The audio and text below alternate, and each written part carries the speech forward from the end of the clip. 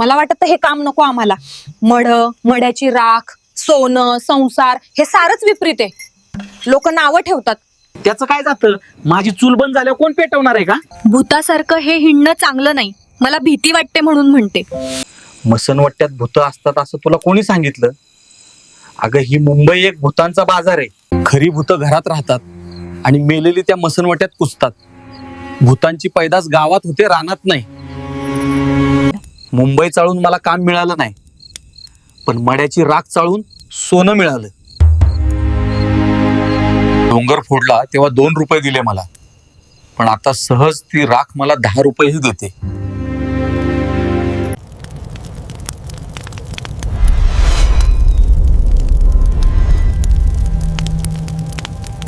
एका प्रचंड चिंचेखाली भीमा विचारमग्न बसला होता.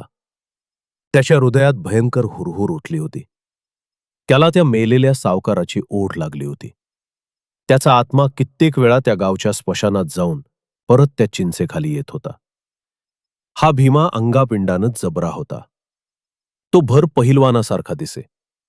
त्याचं प्रचंड मस्तक, रुंद गर्दन, दाट भोवया, पल्लेदार मिशा, रुंद पण तापट चेहरा पाहताच कित्येक दादांना हुडहुडीच भरत असे. रेड्याचे बळ असूनही पोट भरत नाही म्हणून तो मुंबईला आला होता.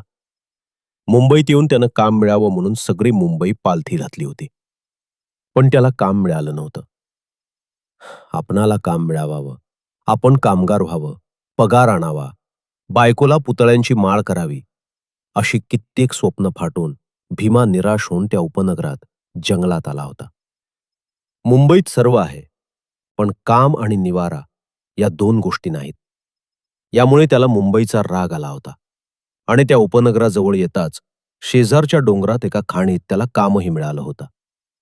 कंत्राटदार त्याच्यावर खुश होता आणि भीमाही संतुष्ट होता, कारण त्याला पगार मिळत होता.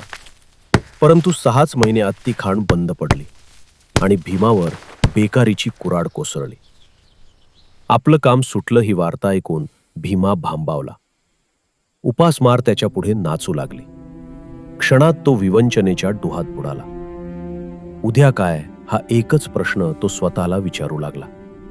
अंगातील कापडं काखेत दाबून भीमा घरी निघाला होता. तो त्याची नजर एका राखेच्या ढिगायावर स्थिरावली. ती राख मढ्याची होती.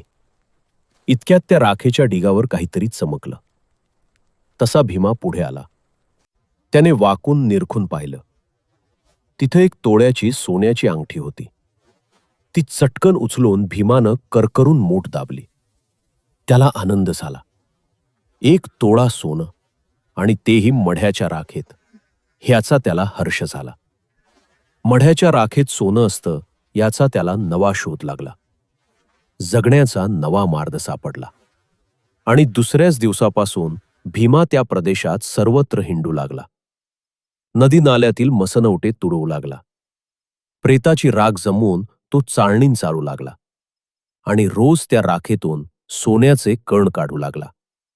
बाळी, मुदी, नथ, पुतळी, वाळा असे काही ना काही घेऊन रोज येऊ लागला. संध्याकाळी तो कुर्ल्याला जाऊन ते सोनं विकून रोख रक्कम मोजून घेई आणि घरी येते. वेळी नाबदासाठी खजूर घेई. भीमा प्रेताची राख चाळून जगत होता. त्यामुळे जगणं आणि मरणं यातील अंतरच त्याला कळेनासे झाले होते. ज्याच्या राखेत सोनं असेल ती राख श्रीमंताची, आणि सोनं नसेल ती राख गरिबाची, अशी त्याची ठाम समजूत झाली होती. मरावं तर श्रीमंतानं आणि जगावं तर श्रीमंतानं. गरिबांना मरू नये असा त्याचा दावा होता. बायकोने त्याला समजावण्याचा प्रयत्नही केला, पण प्रेताच्या राखेतील सोन्यानं भीमाचे कान बधीर केले होते. डोळे असून तो आंधळा झाला होता.